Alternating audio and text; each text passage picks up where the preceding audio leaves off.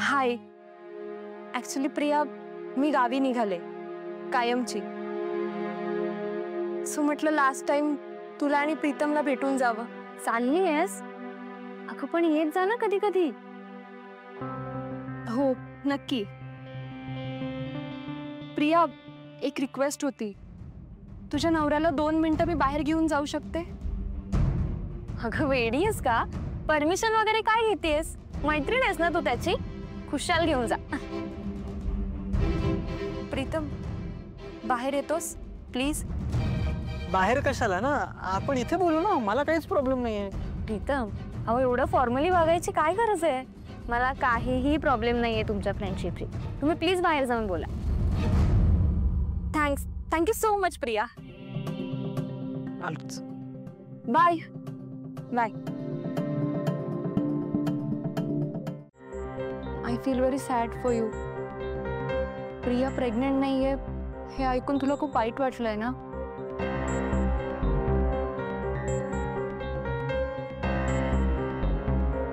तुला बाळ हवं होतं राईट?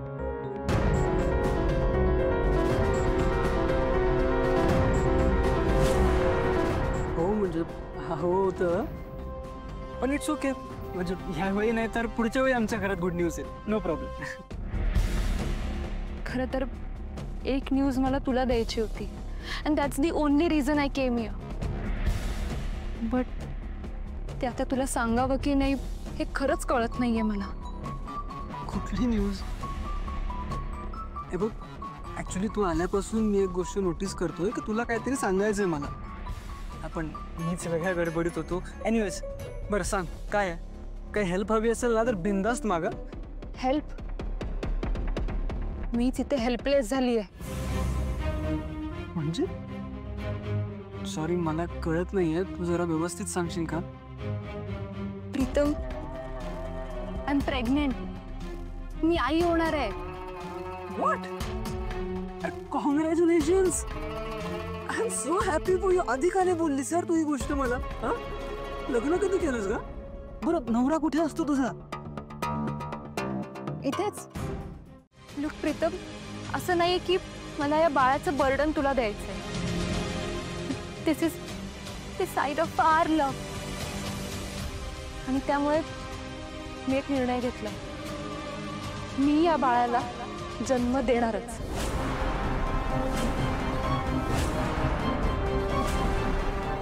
हे बघ म्हणे प्रीतम, तू अजिबात काळजी करू नकोस. असं नाहीये की मी इथे माझा हक्क मागायला, तुला जाब विचारायला किंवा माझ्याशी लग्न कर, नाही तर मी इथे दंगा करेन. हे असलं काही करायला आले नाहीये. आणि मला माहिती आहे या सगळ्यात तुझा दोष नाहीये, पण मात्र मनोमन मी तुझ्यावर प्रेम करत होतेच ना. आणि त्यामुळे मी हे सगळं काही पुढे नेते आणि आपल्या प्रेमाची निशाणी असलेल्या आपल्या बाळाला मी जन्म देणारच.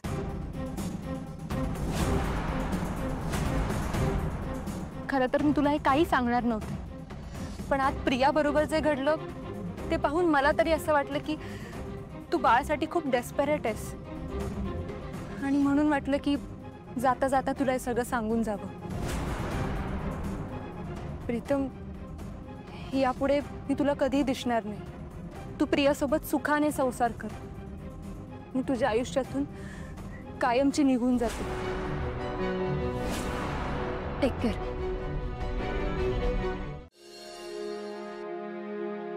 तायडे, गावाकडून तुझ्या नावाचं पत्र आलंय तर बघू. कुणाच आहे? पाटील काकांनी लिहिलंय. त्यांच्या गाईला वासरू झालं का? खप बस रे जरा.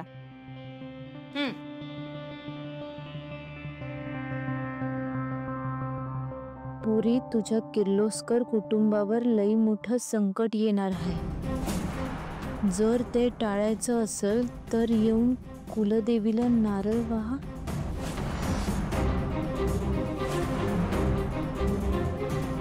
अरे वा पारू, पत्र आलंय का? कोणाच आहे आणि काय लिहिलंय त्याचं? ए पारू, पत्र कोणाचं आहे? आपल्या घराची पडझड झाली आहे. अरे देवा. परवा अचानक पाऊस पडून गेला ना तिकडं. खरं तर ना गणी आणि मी मागच्या यायला गेलो ना गावाकडं, तेव्हा समजे दुरुस्ती करून यायला पाहिजे होती. हो ना. पण देवी यांचा फोन आला ना, मला अचानक इकडं निघून यावं लागलं. आता पावसाळा सुरू होईल, समजा गोष्टी मला माहित आहे, त्यामुळं पाटील काकांनी मला बोलावून घेतलं असं मला वाटतं. बर. अनुभव समजात महत्वाचं सांगायचं राहून गेलं बघ. मंगल आजीला बरं वाटत नाही. अरे देवा. सतत आठवण काढत असते माझी. तायडे, मंगल आजीचा लय जीव आहे आपल्यावर. तू तिची काळजी घ्यायला जायला पाहिजे गावाला. तू जायला माझी काहीच हरकत नाही, पण तुझी धावपळ होईल ना, त्याच्यापेक्षा मी जाऊन येऊ का? एका दिवसाचा तो प्रश्न आहे. मी अशी जाईन ना अशी येईन बघ. मी तिकडे जाते, माझ्या हातचा गरम गरम काढा आजीला देते, तिला असं बरं वाटेल बघ. मी उद्याच निघते गावाकडं. चालेल. शेवटी पाखरू जाळ्यात अडकतंय म्हणायचं. पण तायडे, तू कशी जाणार गावाला? परवा दिवशी तुझा वाढदिवस आहे ना, आणि उद्या तू गावाला गेली तर परवा दिवशी तू इथं वाढदिवसाला नसणार. मला तुझ्या वाढदिवसा दिवशी लय मज्जा करायची आहे, केक खायचा आहे. गणी, मला सांग, एखाद्या माणसाचा जीव महत्वाचा की वाढदिवस महत्वाचा? मला सांग ना. मंगल आजीला बरं नसताना मी वाढदिवस कसा काय साजरा करू? माझं लक्ष लागल का वाढदिवसात? बा गणी,